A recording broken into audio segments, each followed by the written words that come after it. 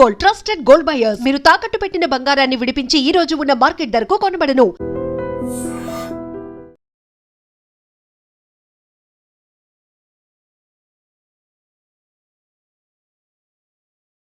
నమస్తే, welcome to I dream. ప్రస్తుతం నాతో ఉన్నారు సోషల్ యాక్టివిస్ట్, అడ్వకేట్ సిలోజు శివకుమార్ గారు. నమస్తే అండి. శివకుమార్ గారు, ఇడుపు కాగితం ఈ మధ్య బాగా ట్రెండింగ్లో ఉన్నటువంటి సినిమా టైటిల్.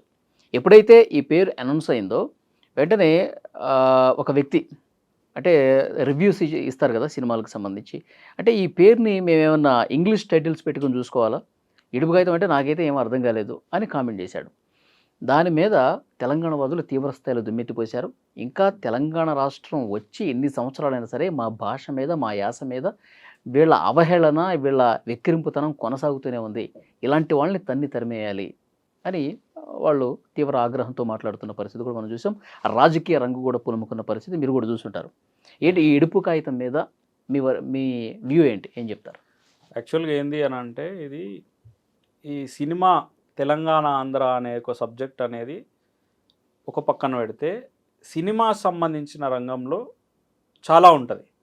ఎందుకంటే ఇప్పటి వరకు కూడా మీ ఎప్పుడైతే ఆంధ్రప్రదేశ్ ఏర్పడ్డప్పటి నుంచి తెలంగాణ ఆంధ్రప్రదేశ్ అనేది ఒక యునైటెడ్ స్టేట్గా ఏర్పడ్డప్పటి నుంచి తెలంగాణ పైన జరుగుతున్నటువంటి దాడులు ఏవైతే ఉన్నాయో, భాష కావచ్చు, లేకపోతే ఇంకోటి కావచ్చు, XYZ ఏదైతే కావచ్చు, అప్పటి నుంచి ఇప్పటి వరకు మొదలు పెడితే అనేక ఉద్యమాలు, 69 ఉద్యమం కావచ్చు, లేకపోతే 2001లో కేసీఆర్ గారు స్టార్ట్ చేసిన ఉద్యమం కావచ్చు, ప్రతి ఒక్క ఉద్యమం అనేది ఇట్లాంటి సర్కాసిజం నుంచే పుట్టుకొచ్చినటువంటి ఉద్యమం అన్నమాట.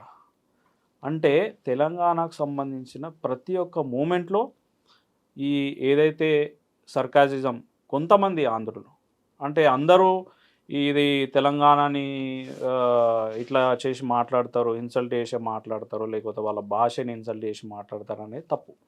ఎందుకంటే ఎంతోమంది ఆంధ్రాకు సంబంధించినటువంటి మేధావులు, లైక్ రాజమౌళి గారు ఫాదర్ కావచ్చు, ఓకే, ఆయన చాలా గొప్పగా తెలంగాణకు సంబంధించిన మాండలికాన్ని కానీ, తెలంగాణకు సంబంధించినటువంటి మనుషులను కానీ చాలా గొప్పగా వర్ణించారు.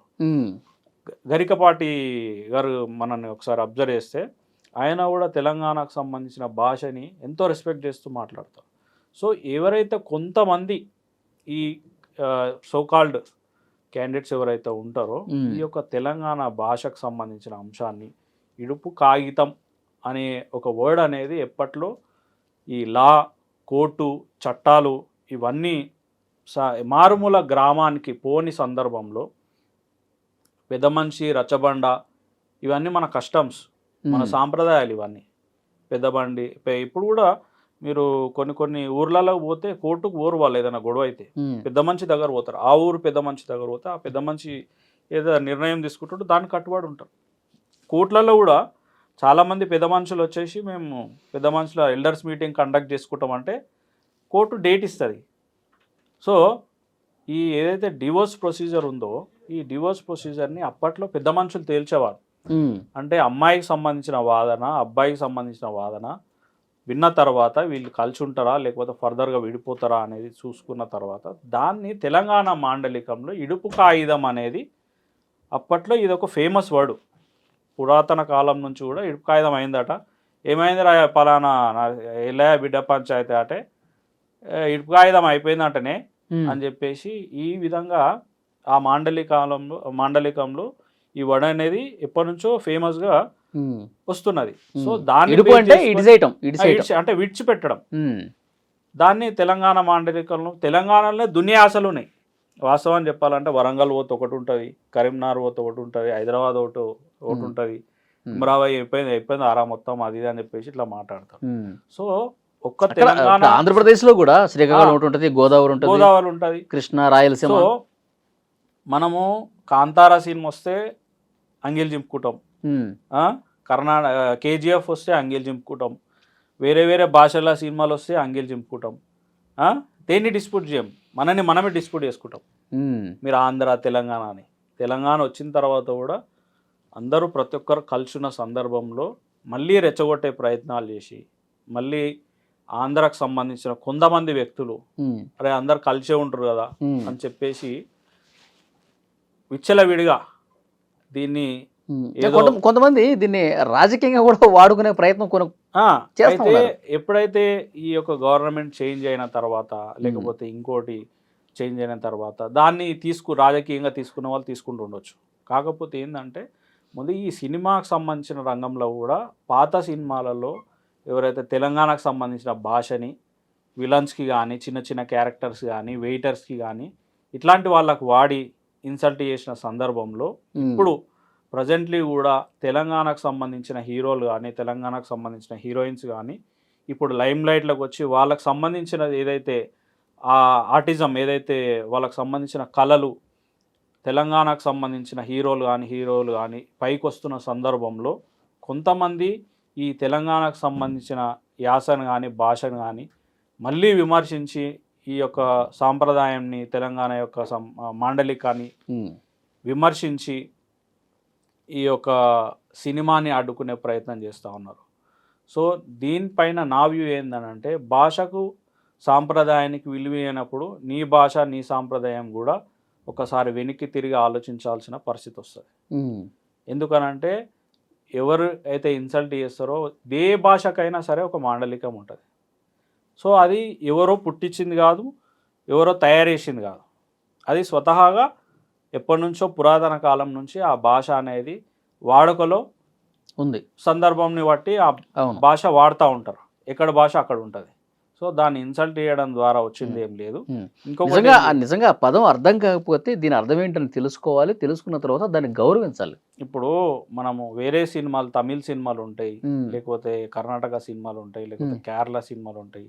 ఇట్లాంటి సినిమాలు మనకి టైటిల్ తెలియనప్పుడు దాని అర్థం చెప్పి గూగుల్లో మనం తెలుసుకుంటాం తప్పి దాని ఆ పాయింట్ని మనం ఇన్సల్ట్ చేయం కదా.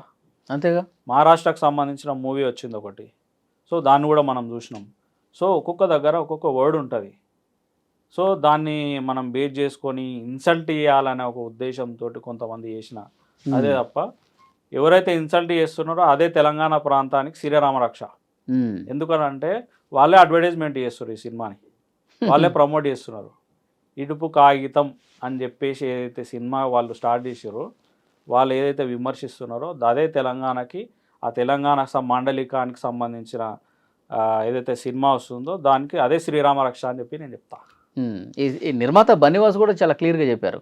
మేమంతా సినిమా కథ చాలా బాగుంది, తెలంగాణ యాస భాషలతో కూడినటువంటి సినిమా, మేము ఆ సినిమా హిట్ కావడానికి ఎంత శ్రమించాలో అంత శ్రమిస్తాం, ఇవన్నీ గాలిమాటలో వస్తూ ఉంటాయి పోతుంటాయి అని చెప్పి ఈ వివాదం గురించి ఆయన పెద్దగా చర్చించాల, ఓన్లీ కథ మీదే మా ఫోకస్ ఉందని మాట్లాడాడు. సో ఎప్పుడైనా సరే ఇది ఎక్కడి నుంచి ఏంటంటే ఇప్పుడు ఉన్న సమాజాన్ని బేస్ చేసుకున్న ఇప్పుడు 10 సంవత్సరాల తెలంగాణ వచ్చిన తర్వాత కూడా ఇట్లాంటి విమర్శలు ఇవన్నీ జరుగుతున్నాయి అని అంటే ఇంకా కూడా కొంతమంది ఆంధ్రాకు సంబంధించిన నాయకత్వమో లేకపోతే సినిమాకు సంబంధించిన రంగానికి సంబంధించిన పెద్దలో క్రియేట్ చేసే ఓ గోబల్స్ ప్రచారంగా నేను చూస్తా తప్ప ఇది వాస్తవానికి ఆంధ్ర ప్రజలకు ఉన్నటువంటి నైజం కాదు, ఆంధ్ర ప్రజలకి ఇటువంటి వాక్యాలకి సంబంధం లేదు. ఇక్కడ ప్రాంత విభేదాలు ఉన్నట్టు కానీ లేకపోతే ఇంకోటి ఉన్నట్టు కానీ దీన్ని మనం చూడం. కొందరు ఆధిపత్యం కోసం కొందరు ఈ యొక్క సినిమాలు రావద్దని సంబంధించిన ఆ యొక్క ఆంధ్రాకు సంబంధించిన డైరెక్టర్లు కావచ్చు, మిగతా ప్రొడ్యూసర్స్ కావచ్చు, లేకపోతే దానికి సంబంధించిన ఎవరైతే ఓర్వలేని సిచ్యువేషన్లో ఈ యొక్క అంశాలపైన ఈ యొక్క మాండలికాన్ పైన దాడి చేసే ప్రయత్నం అని చెప్పేసి మనం అనుకోవచ్చు. థ్యాంక్ యూ అండి.